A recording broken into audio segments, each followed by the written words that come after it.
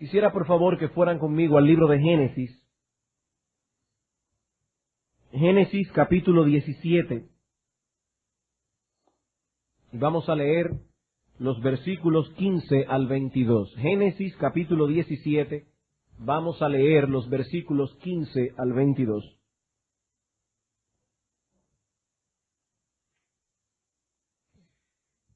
Dijo también Dios a Abraham: a Sarai tu mujer no la llamarás Sarai, mas Sara será su nombre. Y la bendeciré y también te daré de ella hijo. Sí, la bendeciré y vendrá a ser madre de naciones. Reyes de pueblos vendrán de ella. Entonces Abraham se postró sobre su rostro y se rió. Y dijo en su corazón: ¿a hombre de 100 años ha de nacer hijo?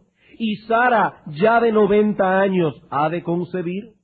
Y dijo Abraham a Dios: ojalá Ismael viva delante de ti.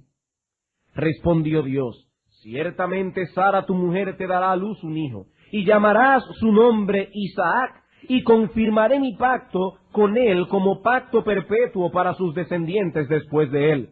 Y en cuanto a Ismael, también te he oído. Y he aquí que le bendeciré, y le haré fructificar, y multiplicará mucho en gran manera. 12 príncipes engendrará, y haré de él una gran nación.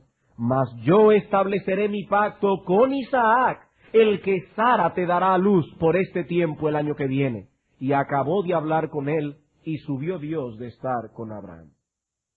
Como ustedes recordarán, nos encontramos en este momento tratando con el tercer elemento de la metodología que como padre debemos emplear en la crianza de nuestros hijos. En la Escritura no solo se establece cuál es la meta que debemos tener nosotros los padres cristianos al criar a nuestros hijos, sino también cuál es la metodología que debemos emplear para alcanzar esa meta. Esa metodología consta de 3 brazos. En primer lugar, una educación religiosa cabal y concienzuda. En segundo lugar, un refuerzo apropiado de esa educación, estimulando o disciplinando a nuestros hijos según el caso lo requiera. Y en tercer lugar, el elemento que comenzamos a estudiar hace unas semanas atrás, unas cuantas semanas ya, la oración regular paterna. Si de veras queremos educar a nuestros hijos en el temor de Dios, debemos orar por ellos. La labor que Dios nos ha encomendado está muy por encima de nuestras capacidades naturales y por lo tanto no debemos dejar de orar por ellos incesantemente. Hace unas semanas atrás estudiamos la oración de Ana por Samuel y en la tarde de hoy estudiaremos la oración de Abraham por Ismael. Cada una de estas oraciones que estudiaremos nos servirán de modelo en nuestra vida de oración al interceder por nuestros hijos delante del trono de la gracia. A través de la oración de Ana, aprendimos que los padres deben orar por la concepción de los hijos, pidiendo específicamente que seamos librados de una atadura idolátrica hacia nuestros hijos, una atadura que nos lleve a violentar el orden de prioridades que Dios ha trazado para nosotros. Eso fue lo que aprendimos al estudiar Primera de Samuel capítulo 1. En la tarde de hoy veremos que es también nuestro deber orar por la conversión, el crecimiento espiritual y la perseverancia en la fe de nuestros hijos. Y al igual que la vez anterior, tendremos 5 encabezados. En primer lugar, veremos el niño específico por el cual Abraham ora en el texto que vamos a estudiar. En segundo lugar, veremos el asunto por el que se ora. En tercer lugar, la respuesta mixta de Dios a la oración de Abraham por su hijo Ismael. En cuarto lugar, las promesas de pacto que forman el contexto de esta oración. Y finalmente, la tensión bíblica que es asociada con esta oración. Si el Señor lo permite, eso es lo que pretendemos ver en esta tarde. Así que comencemos a ver, en primer lugar, el niño específico por el cual Abraham está orando en nuestro texto en Génesis 17. Claramente vemos en el pasaje que el niño por el que se ora aquí es Ismael. Y para poder comprender el lugar que este niño ocupa en la vida y en la historia de Abraham, debemos remontarnos un poco más atrás, a Génesis 16, los versículos 1 al 4. Génesis capítulo 16, versículos 1 al 4. Dice aquí: Sarai, mujer de Abraham, no le daba hijos, y ella tenía una sierva egipcia que se llamaba Agar. Dijo entonces Sarai a Abraham: ya ves que Jehová me ha hecho estéril. Indudablemente Sara tenía un concepto adecuado de la soberanía de Dios. Jehová me ha hecho estéril. Te ruego pues que te llegues a mi sierva, quizá tendré hijos de ella. Y atendió Abraham al ruego de Sarai.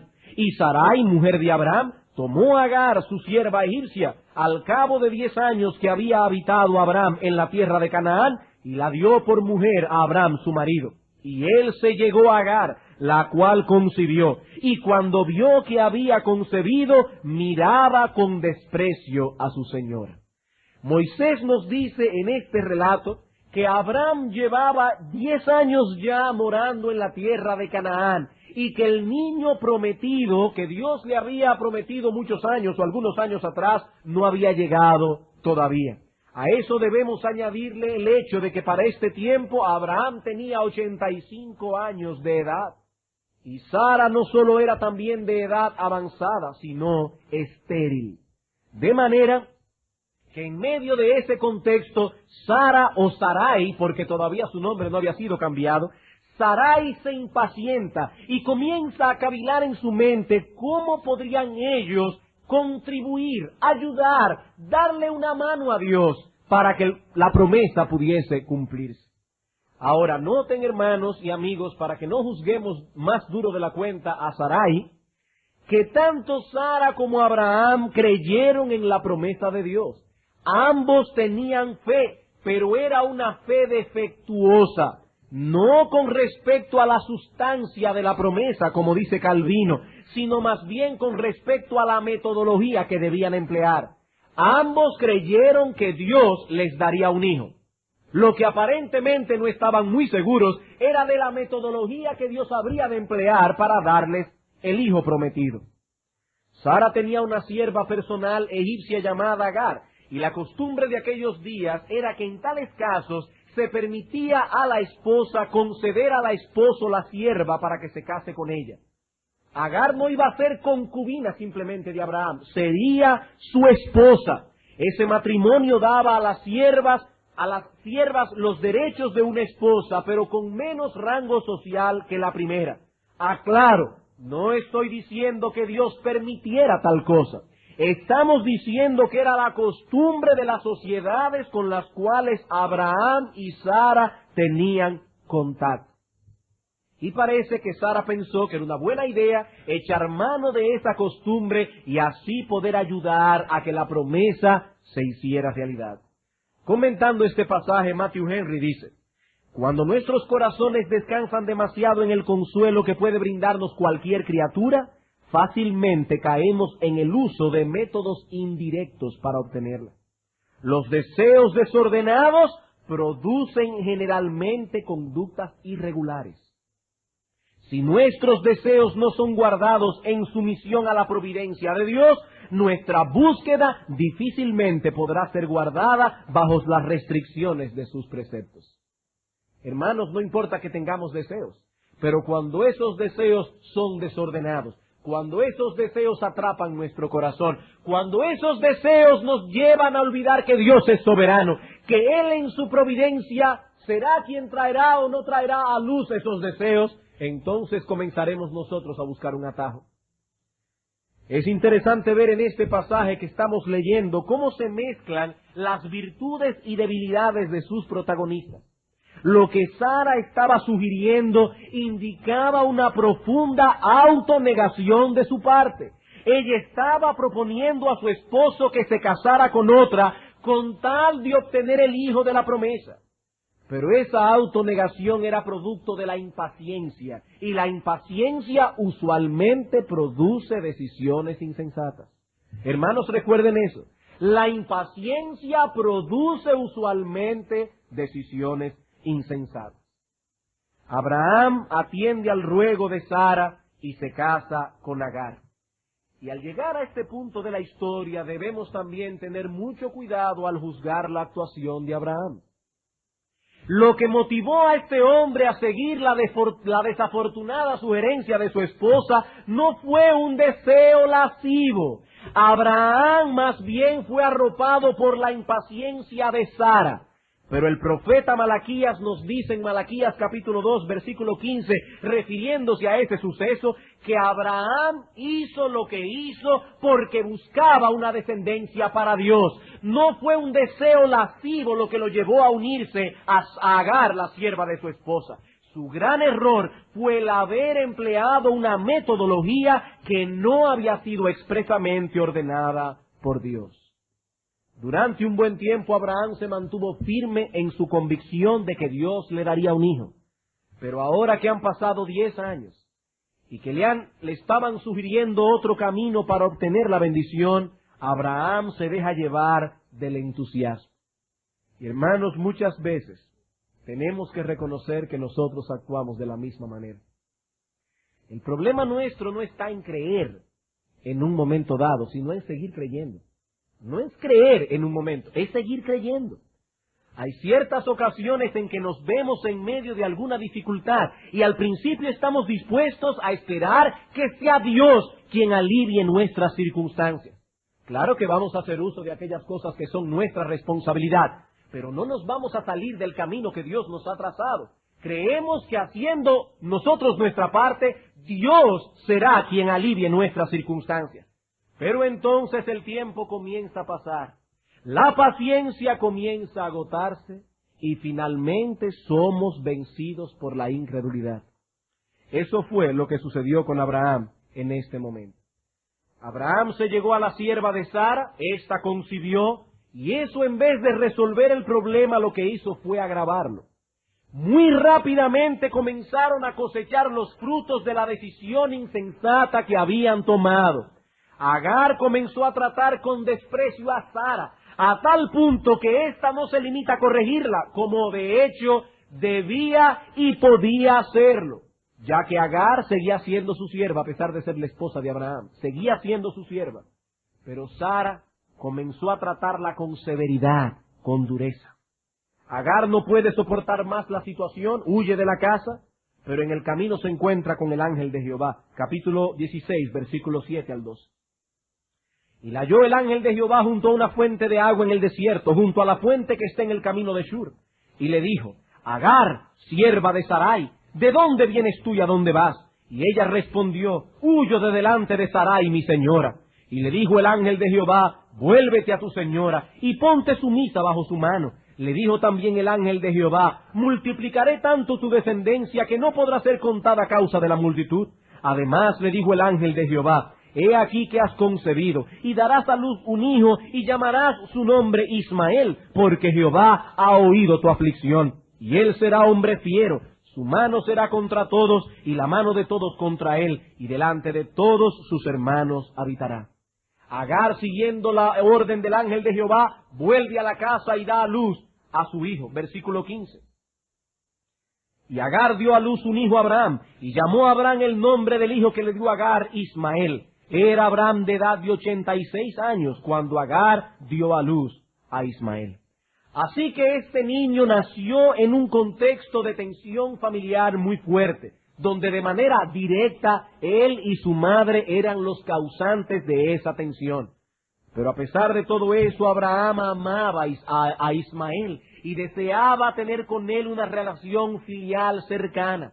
Ismael era el hijo que Abraham nunca tuvo. Pero ¿pueden ustedes imaginarse la tensión que esa relación estaba produciendo en ese hogar? Esa tensión desembocó finalmente en la expulsión de Ismael del hogar unos años más tarde, luego que Sara diera a luz a su hijo Isaac. Capítulo 21 de Génesis, versículos 8 al 11. Capítulo 21 de Génesis, versículos 8 al 11. Y creció el niño, hablando ahora de Isaac, y fue destetado, e hizo Abraham gran banquete el día que fue destetado Isaac. Y vio Sara que el hijo de Agar la egipcia, el cual ésta le había dado a luz a Abraham, se burlaba de su hijo Isaac.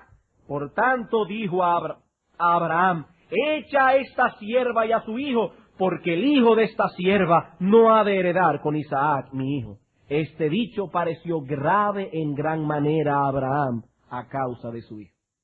Hermanos, eso fue terrible para Abraham. A pesar de que ya él tenía a Isaac, él amaba a su hijo Ismael. Pero había ahora que decidir entre el hijo de la esclava o el hijo de su esposa. Y aquí Dios entra en la escena dando a Abraham una clara dirección de lo que él debía hacer. Y leyendo este pasaje esta semana, no pude dejar de pensar en la misericordia de Dios para con nosotros sus hijos. En ese momento Dios pudo decirle a Abraham, ¿ves el lío en que te metiste por no consultarme? Ahora te voy a dejar solo a ver cómo resuelves este problema. Pero Dios no hizo eso. Más bien tuvo compasión de Abraham en medio de su turbación y le dijo lo que debía hacer. Versículo 12 al 13. Entonces dijo Dios a Abraham, no te parezca grave a causa del muchacho y de tu sierva. En todo lo que te dijere Sara, oye su voz, porque en Isaac te será llamada descendencia, y también del hijo de la sierva haré una nación, porque es tu descendiente. Abraham obedeció a Dios y despidió a su hijo. Y en el capítulo 25 de Génesis encontramos la historia, el final de la historia de Ismael, versículos 12 al 18. Estos son los descendientes de Ismael, hijo de Abraham, a quien le dio a luz Agar, egipcia, sierva de Sara. Estos pues son los nombres de los hijos de Ismael, y comienza a nombrar allí, versículo 16, estos son los hijos de Ismael, y estos sus nombres, por sus villas y por sus campamentos, 12 príncipes por sus familias. Y estos fueron los años de la vida de Ismael, 137 años, y exhaló el espíritu Ismael, y murió, y fue unido a su pueblo. Y habitaron desde Ávila hasta Shur, que está enfrente de Egipto, viniendo a Asiria, y murió en presencia de todos sus hermanos. Ismael no habitó en Canaán, sino en la tierra de Ávila, que los arqueólogos opinan que se trata de lo que hoy conocemos como Arabia.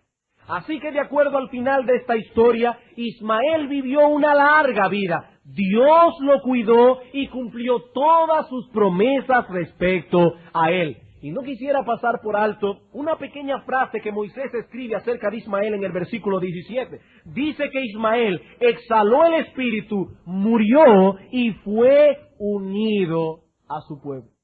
Fue unido a su pueblo. Hermanos, ¿qué significa esa frase? ¿Significa acaso que Ismael fue salvo por medio de la fe al igual que a su padre Abraham y que luego de la muerte fue al cielo? Bueno, lo cierto es que esta frase solo se usa en el Antiguo Testamento para indicar la muerte de algunas personas. Solo la muerte de algunas personas. En Génesis capítulo 25 versículo 8 para hablar de la muerte de Abraham. En Génesis capítulo 35 versículo 9 para la muerte de Isaac. En Génesis capítulo 49 versículo 33 la muerte de Jacob. En Números capítulo 20 versículo 24 la muerte de Aarón. Y en Deuteronomio capítulo 32 versículo 50 la muerte de Moisés. Así que sea lo que sea que signifique esta frase, es interesante notar que solo se usa para indicar la muerte de algunos justos del Antiguo Testamento. Abraham, Isaac, Jacob, Aarón, Moisés e Ismael. Calvino comenta al respecto que esta frase nos enseña primero que hay vida después de la vida. Él fue reunido a su pueblo después de la muerte. Y en segundo lugar, que de un modo u otro, luego de haber vivido nuestra vida aquí, somos reunidos allá con nuestro propio grupo. Luego de haber vivido aquí, somos reunidos allá con nuestro propio grupo. En otras palabras, el que vivió entre impíos aquí, será reunido con ese mismo grupo allá. El que se identificó y vivió con los santos aquí, vivirá con los santos allá. Cada cual será reunido a su pueblo. Aquellos con quienes vivimos aquí serán nuestros compañeros allá. De todos modos, aunque no podemos ser dogmáticos al respecto, esta frase puede significar que eventualmente Ismael fue salvo por medio de la fe, que murió y fue reunido con los santos de la antigua dispensación. Bien, habiendo visto, abuelo de pájaro, la historia de Ismael, volvamos ahora a nuestro texto en Génesis capítulo 17. Ya hemos considerado el objeto de la oración de Abraham. Veamos ahora en segundo lugar la petición de Abraham por su hijo Ismael. La petición de Abraham por su hijo Ismael. Vamos a leer en el capítulo 17, versículos 16 al 18. Dice aquí: y la bendeciré, hablando de Sara, y también te daré de ella hijo. Sí, la bendeciré, y vendrá a ser madre de naciones, reyes de pueblos vendrán de ella. Entonces Abraham se postró sobre su rostro, y se rió, y dijo en su corazón: ¿a hombre de 100 años ha de nacer hijo? ¿Y Sara ya de 90 años ha de concebir? Y dijo Abraham a Dios, aquí está la oración: ojalá Ismael viva delante de ti. Hermanos, ¿qué es lo que Abraham está pidiendo por su hijo aquí? Bueno, algunos han visto estas palabras como un destello de duda de parte de Abraham de que Dios pudiera darle un hijo a través de Sara. Algunos entienden estas palabras como si Abraham estuviese diciendo: ¿y será cierto, Señor, que tú vas a hacer concebir a mi esposa? Oh, no, Señor, prefiero que preserves la vida de Ismael, porque mejor es un pájaro en mano que 100 volando. Hermanos, esa no es la idea. Esa no es la idea. Abraham más bien recibió esta noticia con deleite. Dice la Escritura en el versículo 17 que Abraham se postró sobre su rostro y se rió. Pero esa no fue una risa de duda, sino de gozo. Es una expresión de asombro ante el poder de Dios. Y si alguien tiene dudas al respecto, el apóstol Pablo interpreta, inspirado por el Espíritu Santo, lo que pasó en el corazón de Abraham, en Romanos capítulo 4, versículos 18 al 22. Romanos capítulo 4, versículos 18 al 22.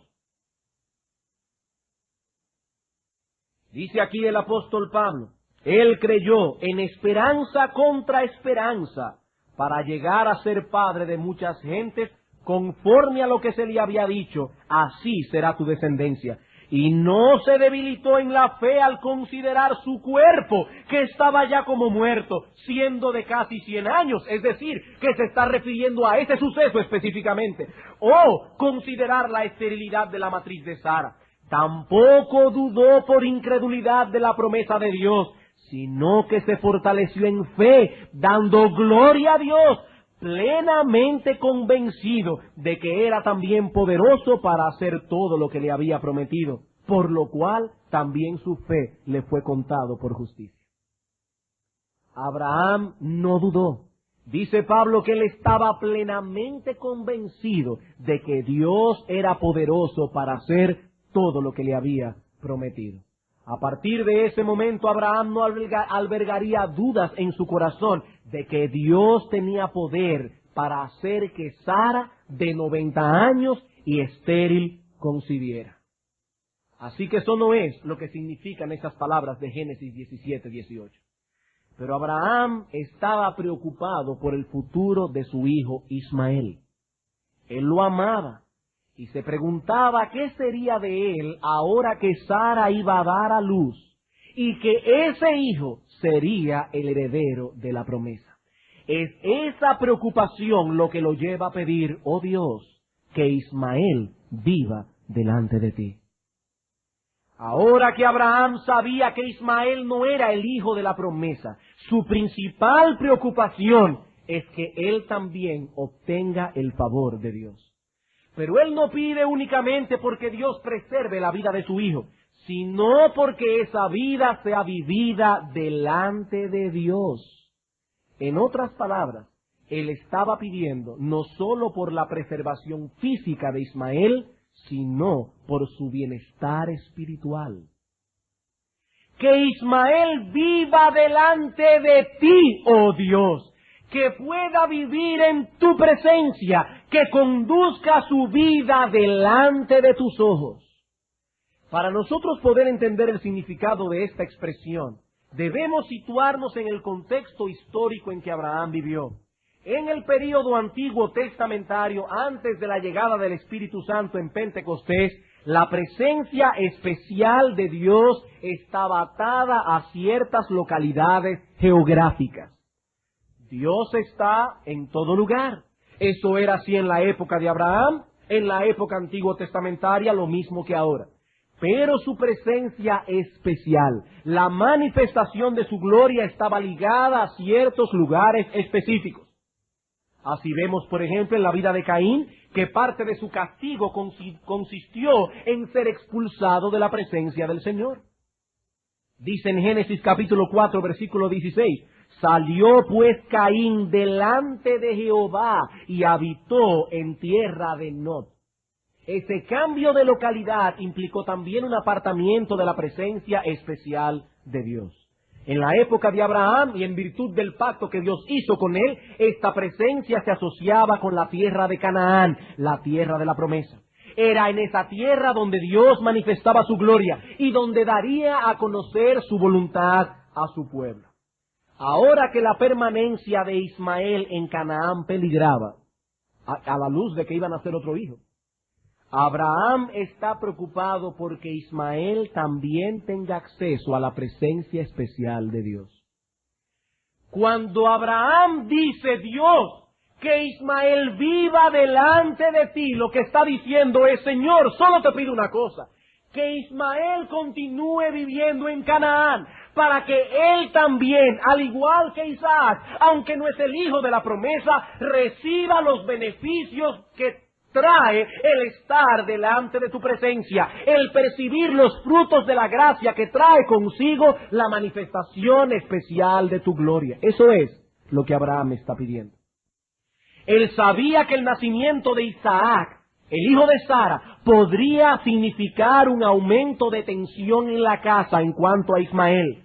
Y su deseo como padre es que ambos pudiesen disfrutar de los privilegios de vivir en la tierra de la promesa. Abraham está preocupado por el futuro espiritual de Ismael y por la descendencia física que vendría a través de él. De modo que en las generaciones venideras el testimonio de Dios y su revelación especial pudiese ser conocido por ellos. Hermanos, aquí quisiera traer unas palabras de aplicación antes de continuar. La presencia especial de Dios hoy día, después de Pentecostés, se manifiesta en la iglesia. En la iglesia. En Mateo capítulo 18, versículo 20, el Señor Jesucristo prometió a sus discípulos, donde estén 2 o 3 congregados en mi nombre, allí estaré yo en medio de ellos. En 1 Timoteo capítulo 3, versículo 14 y 15, el apóstol Pablo escribe a su hijo en la fe, Timoteo, esto te escribo, aunque tengo la esperanza de ir pronto a verte, para que si tardo sepas cómo debes conducirte en la casa de Dios, que es la iglesia del Dios viviente, columna y baluarte de la verdad. Es en la iglesia donde encontramos aquellos medios que Dios usa, no solo para la salvación de las almas, sino también para su crecimiento en gracia. Así que ya Dios no habla por sueños y visiones como en los días de Abraham, pero nos habla a través de su palabra, cuando ésta es expuesta por aquellos hombres a quienes Dios ha llamado y cualificado para ello. Así que nuestra preocupación como padres debe ser la misma que la de Abraham. Que nuestros hijos puedan ser expuestos a los medios de la gracia, no solo para que sean salvos, sino también para que crezcan en su piedad, para que sean guardados de los embates del pecado. Dios ahora no se manifiesta en Canaán, o en el tabernáculo, o en un templo físico. La presencia de Dios a través de su Espíritu la encontramos en medio del pueblo de Dios cuando se congrega para adorarle. Allí ha prometido Él hacerse presente, y por lo tanto, todo padre piadoso debe hacer todo cuanto esté a su alcance, para que los hijos que viven bajo su techo sean traídos a disfrutar los beneficios que se adquieren en este contexto. Dios ha prometido hacerse presente en medio nuestro. ¿Y qué sabes tú, oh Padre, si uno de estos días, cuando tú estés aquí sentado en este lugar con tu hijo a tu lado, Dios se encuentre con él? Dios se encuentre con él.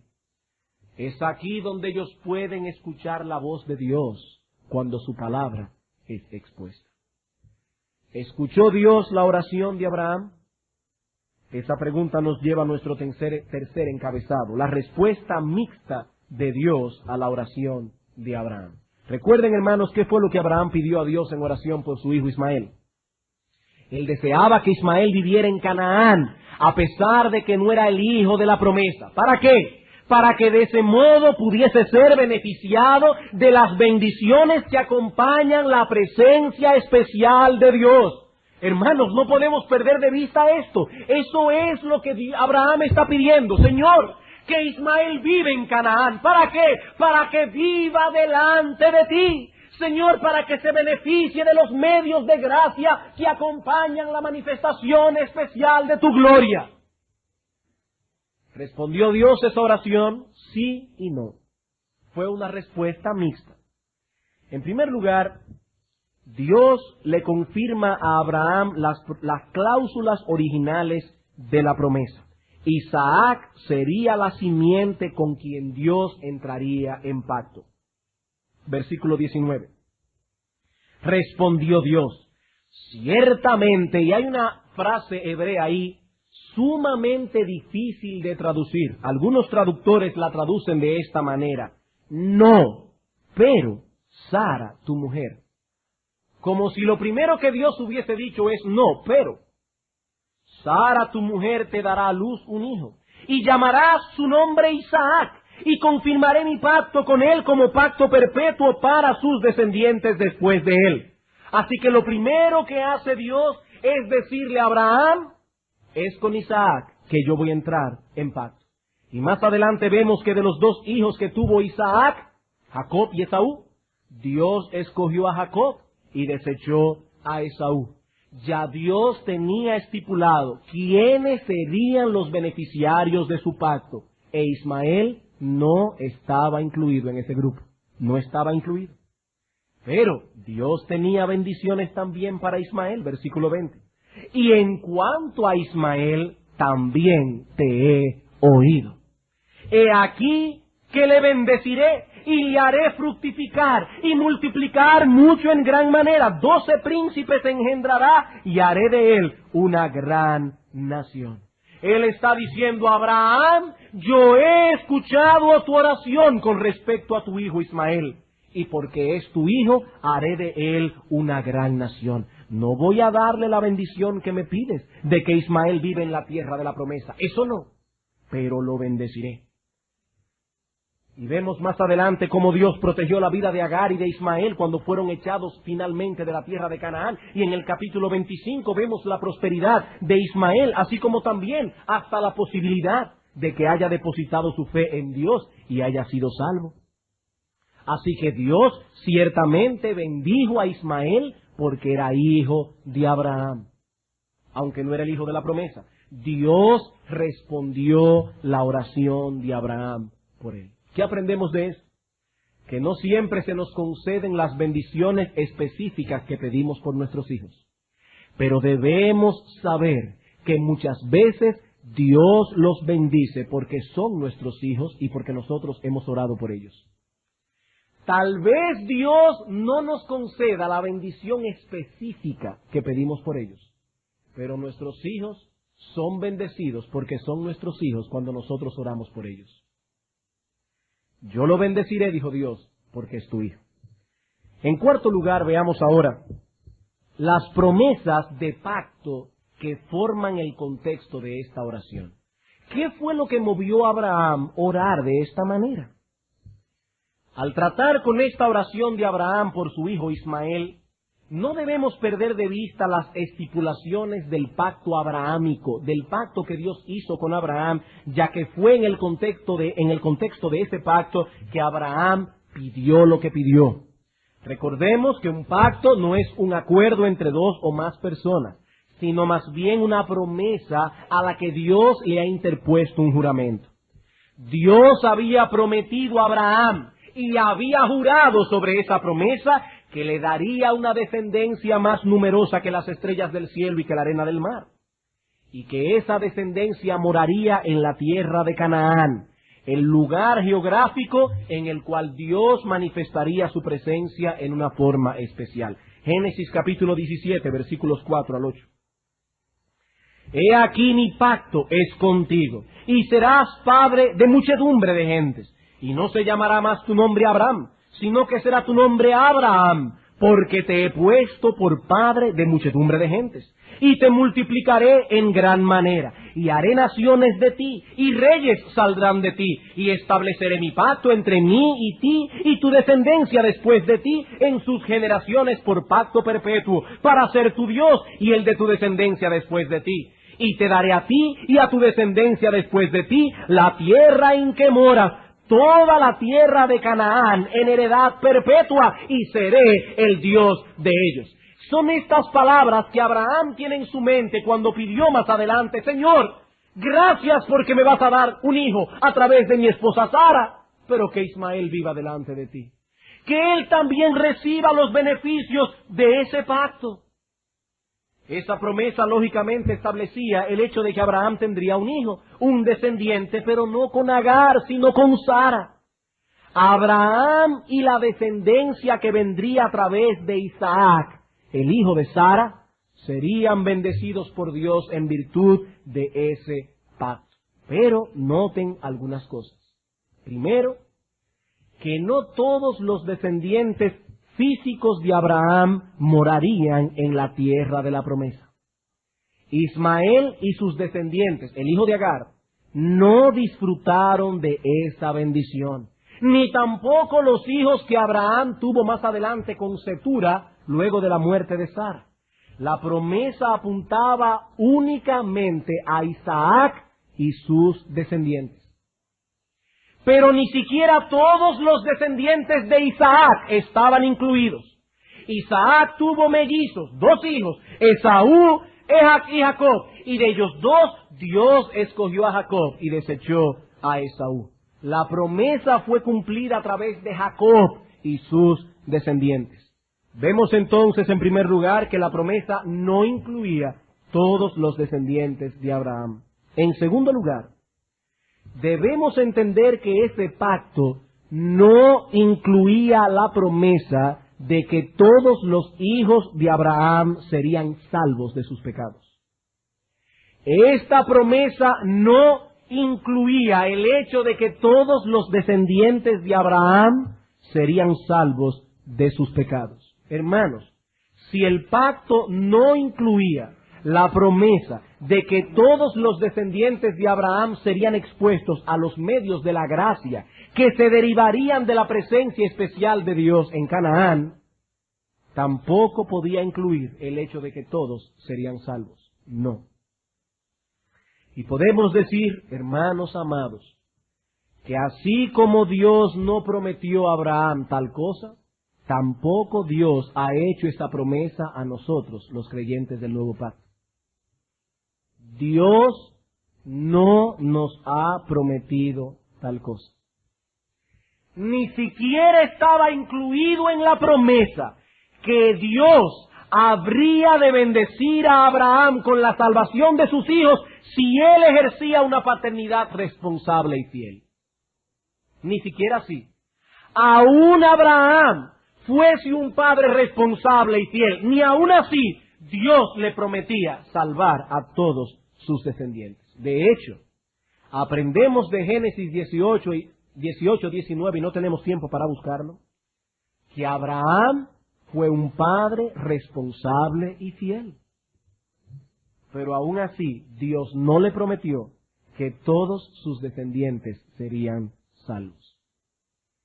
Dios prometió sencillamente que sus descendientes, a través del hijo de la promesa, Isaac, y más específicamente a través de uno de los 2 hijos de Isaac, Jacob, morarían en la tierra de Canaán, y que allí serían expuestos a la presencia especial de Dios a través de las revelaciones de los profetas, de la ley, del culto, etc. Esa era la promesa, no más de ahí. Muchos de esos descendientes de Abraham cayeron postrados en el desierto cuando salieron de Egipto. ¿Por qué? Por causa de su incredulidad, aun a pesar de que Abraham fue un padre responsable y fiel. Esos descendientes tuvieron grandes privilegios, y muchos de ellos fueron salvos en virtud de tales privilegios. Pero otros que fueron criados en ese mismo contexto murieron en incredulidad y se fueron al infierno, aunque eran descendientes de Abraham. Hermanos, ¿qué aprendemos de todo esto? Que Dios no ha prometido que todos los hijos de los creyentes responsables y fieles serán salvos. Dios no ha prometido que todos los hijos de los padres cristianos que son responsables y fieles, que están empeñados en educar a sus hijos en el temor de Dios, serán salvos. Para poner esto en una perspectiva correcta, veamos Éxodo capítulo 20, versículos 4 al 6.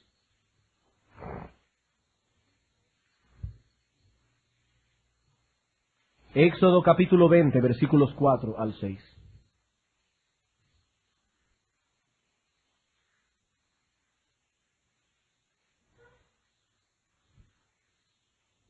Dice Dios en los 10 mandamientos: no te harás imagen, ni ninguna semejanza de lo que esté arriba en el cielo, ni abajo en la tierra, ni en las aguas debajo de la tierra. No te inclinarás a ellas, ni las honrarás, porque yo soy Jehová tu Dios, fuerte, celoso, que visito la maldad de los padres sobre los hijos hasta la tercera y cuarta generación de los que me aborrecen, y hago misericordia a millares, literalmente a millares de generaciones, probablemente, a los que me aman y guardan mis mandamientos. ¿Qué nos enseña este texto?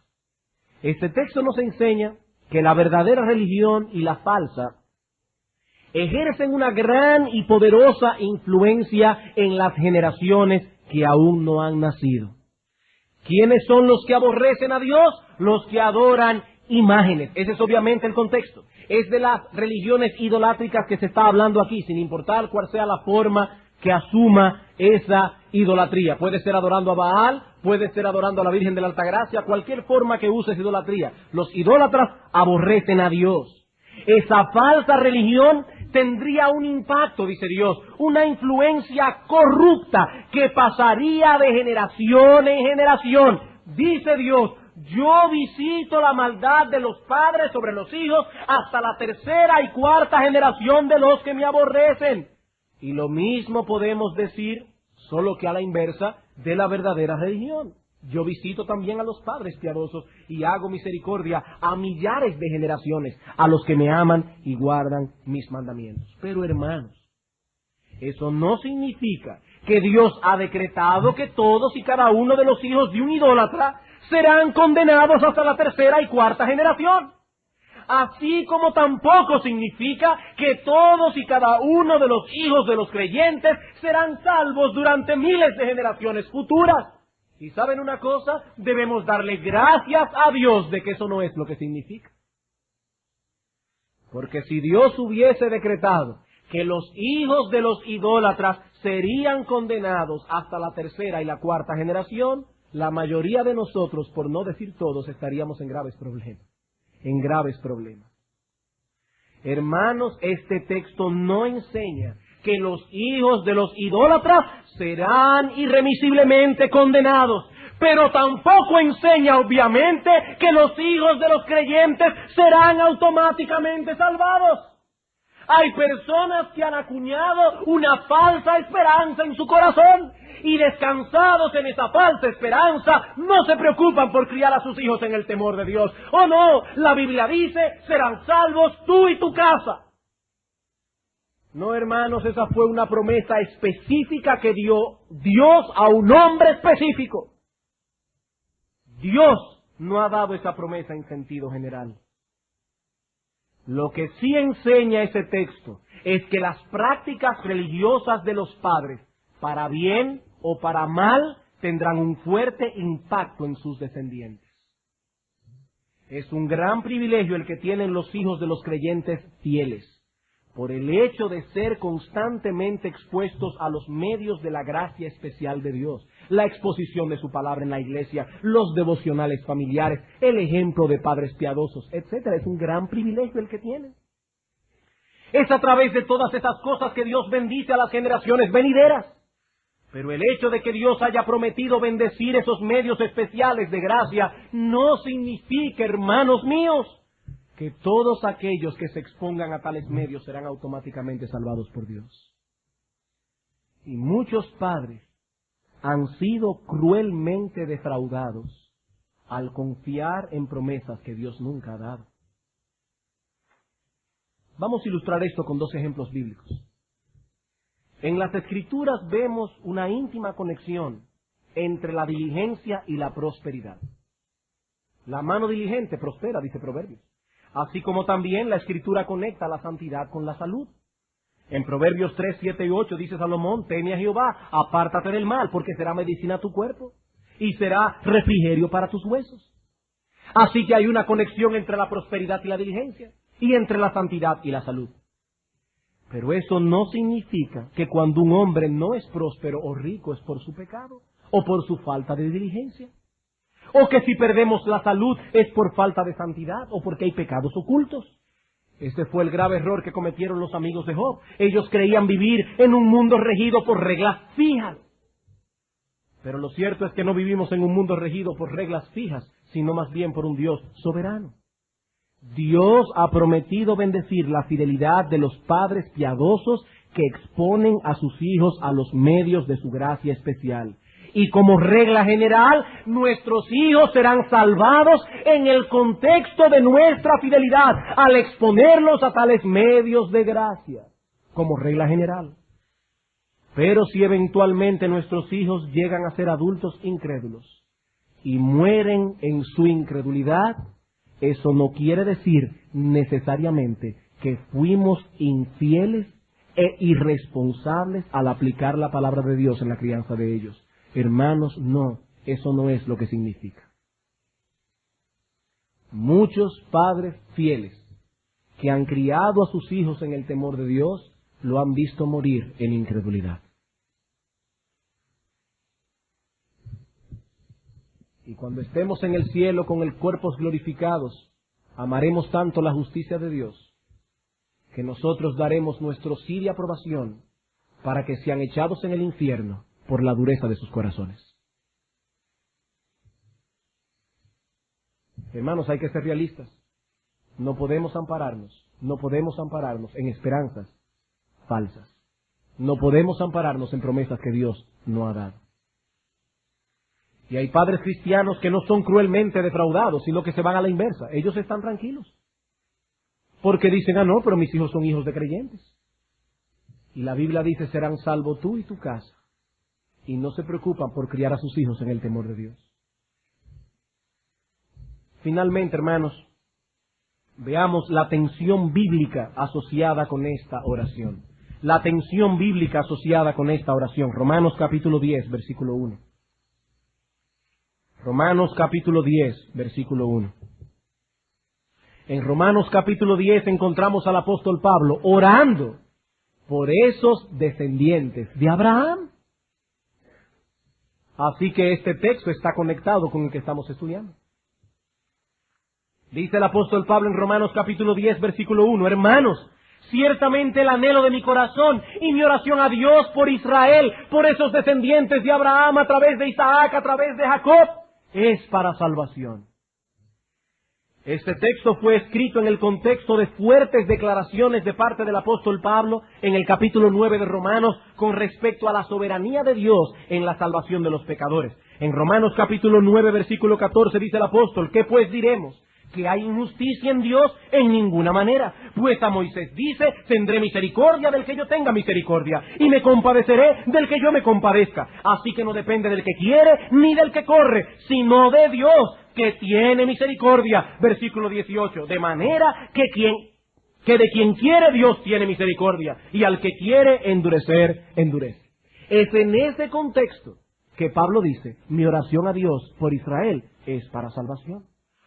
Pero hermano, si eso es así, ¿para qué orar por los inconversos? ¿Para qué orar por la salvación de nuestros hijos? Si ya Dios decretó tener misericordia del que Él quiera tener misericordia y endurecer al que Él quiere endurecer, ¿para qué orar? Hermanos amados, el razonamiento de Pablo fue precisamente a la inversa. Porque eso es así, dice Pablo, porque la salvación de los pecadores está en las manos de un Dios soberano, que tiene misericordia de quien quiere tener misericordia, y al que quiere endurecer, endurece. Por eso es que clamo a ese Dios que salve a los perdidos. Como hemos dicho otras veces, si la salvación está en manos del pecador, como dicen los arminianos, no vale la pena que oremos a Dios. Porque por más que le pidamos, Él es un Dios impotente que no puede hacer nada para inclinar la balanza de un lado o de otro. Si la salvación está en las manos del pecador, no tenemos que orarle a Dios. Pero si es Dios quien está en control, ¿a quién voy a pedirle las cosas si no es a Él? Pero hay algo más. Ese Dios escucha nuestras oraciones. Y Él ha decretado incluirla en el desarrollo de sus planes. De modo que aunque nos parezca paradójico y no podamos entenderlo de este lado de la eternidad, Santiago dice en su carta, no tenéis lo que deseáis porque no pedís. No tenéis lo que deseáis porque no pedís. Nuestro Dios usa medios para llevar a cabo sus planes y aún para dispensar muchas de sus bendiciones. Si no usamos los medios que Él ha decretado usar, y aún así estamos esperando recibir las bendiciones prometidas, somos unos presuntuosos. Hermanos, si hacemos eso, no estamos actuando con fe, sino con presunción. Es por eso que Pablo oraba por Israel, porque Pablo era un hombre de fe. Y a pesar del endurecimiento que veía en los judíos, y que eran precisamente ellos quienes le perseguían con más saña, aún así, dice Pablo, hermanos, mi oración a Dios por Israel es para salvación. ¿Saben por qué oraba Pablo por ellos? Porque Pablo no estaba mirando la rebeldía de estos hombres, ni la dureza de sus corazones. Él estaba mirando al Dios que podía traerlos a salvación, aún a pesar de su endurecimiento. Dios podía cambiar sus corazones de piedra por corazones de carne. De hecho, solo Dios podía hacerlo. Abraham oró por Ismael. Pablo oró por Israel, porque supieron manejar esa tensión entre la soberanía de Dios y la responsabilidad humana. Hermanos, muy brevemente, porque el tiempo se nos ha ido, unas palabras de aplicación. Muy brevemente. Primero, debemos orar por cada uno de nuestros hijos. Por cada uno de nuestros hijos. No importa cuál haya sido la circunstancia de su concepción, o las tensiones que se generaron en el contexto del nacimiento de ese niño, como en el caso de Ismael. Debemos orar por la salvación de cada uno de ellos. En segundo lugar, debemos orar que Dios exponga a nuestros hijos y a los hijos de nuestros hijos a aquellos medios de su gracia especial que puedan traerlos a salvación. Pero no solo debemos orar, debemos esforzarnos por ser responsables y fieles en hacer uso de tales medios y orar a Dios que en ese contexto bendiga a nuestros hijos. Ora a Dios basado en la promesa general que Él ha dado de que sus bendiciones vendrán en el marco de la adoración verdadera y de criar a nuestros hijos en la disciplina y amonestación del Señor. Por otro lado, cuidémonos de no albergar falsas esperanzas basados en promesas que Dios no ha dado. Hermanos, no descansemos en una confianza carnal y ocupémonos en criar a nuestros hijos en el temor de Dios. Pero también debemos cuidarnos de experimentar una culpa innecesaria producida por esas promesas falsas. Si después de empeñarnos en criar a nuestros hijos en el temor de Dios, llegan a ser adultos incrédulos, nuestra conciencia debe estar tranquila. Y por último, no dejemos de orar por nuestros hijos y de clamar diariamente por ellos delante de Dios, que Él obre en sus corazones y los traiga a salvación. Hermano, nunca desesperes, que lo que es imposible para los hombres es posible para Dios. Y quién sabe, lo que Dios hará con nuestros hijos en respuesta a nuestras oraciones. Vamos a orar.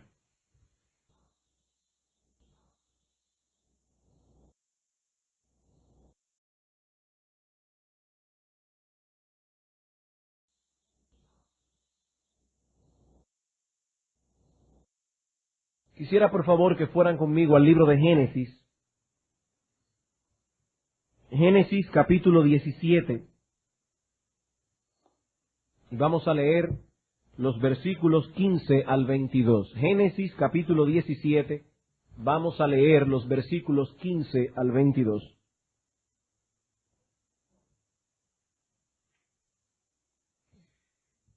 Dijo también Dios a Abraham: a Sarai tu mujer no la llamarás Sarai, mas Sara será su nombre. Y la bendeciré y también te daré de ella hijo. Sí, la bendeciré y vendrá a ser madre de naciones. Reyes de pueblos vendrán de ella. Entonces Abraham se postró sobre su rostro y se rió. Y dijo en su corazón: ¿a hombre de 100 años ha de nacer hijo? ¿Y Sara ya de 90 años ha de concebir? Y dijo Abraham a Dios: ojalá Ismael viva delante de ti. Respondió Dios: ciertamente Sara tu mujer te dará a luz un hijo, y llamarás su nombre Isaac, y confirmaré mi pacto con él como pacto perpetuo para sus descendientes después de él. Y en cuanto a Ismael, también te he oído. Y he aquí que le bendeciré, y le haré fructificar, y multiplicará mucho en gran manera. 12 príncipes engendrará, y haré de él una gran nación. Mas yo estableceré mi pacto con Isaac, el que Sara te dará a luz por este tiempo el año que viene. Y acabó de hablar con él, y subió Dios. Evidentemente no estaban muy seguros, era de la metodología que Dios habría de emplear para darles el hijo prometido. Sara tenía una sierva personal egipcia llamada Agar, y la costumbre de aquellos días era que en tales casos se permitía a la esposa conceder al esposo la sierva para que se case con ella. Agar no iba a ser concubina simplemente de Abraham, sería su esposa. Ese matrimonio daba a las siervas los derechos de una esposa, pero con menos rango social que la primera. Aclaro, no estoy diciendo que Dios permitiera tal cosa. Estamos diciendo que era la costumbre de las sociedades con las cuales Abraham y Sara tenían contacto. Y parece que Sara pensó que era una buena idea echar mano de esa costumbre y así poder ayudar a que la promesa se hiciera realidad. Comentando este pasaje, Matthew Henry dice: cuando nuestros corazones descansan demasiado en el consuelo que puede brindarnos cualquier criatura, fácilmente caemos en el uso de métodos indirectos para obtenerla. Los deseos desordenados producen generalmente conductas irregulares. Si nuestros deseos no son guardados en sumisión a la providencia de Dios, nuestra búsqueda difícilmente podrá ser guardada bajo las restricciones de sus preceptos. Hermanos, no importa que tengamos deseos, pero cuando esos deseos son desordenados, cuando esos deseos atrapan nuestro corazón, cuando esos deseos nos llevan a olvidar que Dios es soberano, que Él en su providencia será quien traerá o no traerá a luz esos deseos, entonces comenzaremos nosotros a buscar un atajo. Un concepto adecuado de la soberanía de Dios. Jehová me ha hecho estéril. Te ruego pues que te llegues a mi sierva, quizá tendré hijos de ella. Y atendió Abraham al ruego de Sarai. Y Sarai, mujer de Abraham, tomó a Agar, su sierva egipcia, al cabo de 10 años que había habitado Abraham en la tierra de Canaán, y la dio por mujer a Abraham su marido. Y él se llegó a Agar, la cual concibió, y cuando vio que había concebido, miraba con desprecio a su señora. Moisés nos dice en este relato que Abraham llevaba 10 años ya morando en la tierra de Canaán, y que el niño prometido, que Dios le había prometido muchos años o algunos años atrás, no había llegado todavía. A eso debemos añadirle el hecho de que para este tiempo Abraham tenía 85 años de edad. Y Sara no solo era también de edad avanzada, sino estéril. De manera que en medio de ese contexto, Sara o Sarai, porque todavía su nombre no había sido cambiado, Sarai se impacienta y comienza a cavilar en su mente cómo podrían ellos contribuir, ayudar, darle una mano a Dios para que la promesa pudiese cumplirse. Ahora, noten, hermanos y amigos, para que no juzguemos más duro de la cuenta a Sarai, que tanto Sara como Abraham creyeron en la promesa de Dios. Ambos tenían fe, pero era una fe defectuosa, no con respecto a la sustancia de la promesa, como dice Calvino, sino más bien con respecto a la metodología que debían emplear. Ambos creyeron que Dios les daría un hijo, lo que aparece látrica hacia nuestros hijos, una atadura que nos lleve a violentar el orden de prioridades que Dios ha trazado para nosotros. Eso fue lo que aprendimos al estudiar Primera de Samuel capítulo 1. En la tarde de hoy veremos que es también nuestro deber orar por la conversión, el crecimiento espiritual y la perseverancia en la fe de nuestros hijos. Y al igual que la vez anterior, tendremos 5 encabezados. En primer lugar, veremos el niño específico por el cual Abraham ora en el texto que vamos a estudiar. En segundo lugar, veremos el asunto por el que se ora. En tercer lugar, la respuesta mixta de Dios a la oración de Abraham por su hijo Ismael. En cuarto lugar, las promesas de pacto que forman el contexto de esta oración. Y finalmente, la tensión bíblica que es asociada con esta oración. Si el Señor lo permite, eso es lo que pretendemos ver en esta tarde. Así que comencemos a ver, en primer lugar, el niño específico por el cual Abraham está orando en nuestro texto en Génesis 17. Claramente vemos en el pasaje que el niño por el que se ora aquí es Ismael. Y para poder comprender el lugar que este niño ocupa en la vida y en la historia de Abraham, debemos remontarnos un poco más atrás, a Génesis 16, los versículos 1 al 4. Génesis capítulo 16, versículos 1 al 4. Dice aquí, Sarai, mujer de Abraham, no le daba hijos, y ella tenía una sierva egipcia que se llamaba Agar. Dijo entonces Sarai a Abraham, ya ves que Jehová me ha hecho estéril. Indudablemente Sara tenía que estar con Abraham. Como ustedes recordarán, nos encontramos en este momento tratando con el tercer elemento de la metodología que como padre debemos emplear en la crianza de nuestros hijos. En la Escritura no solo se establece cuál es la meta que debemos tener nosotros los padres cristianos al criar a nuestros hijos, sino también cuál es la metodología que debemos emplear para alcanzar esa meta.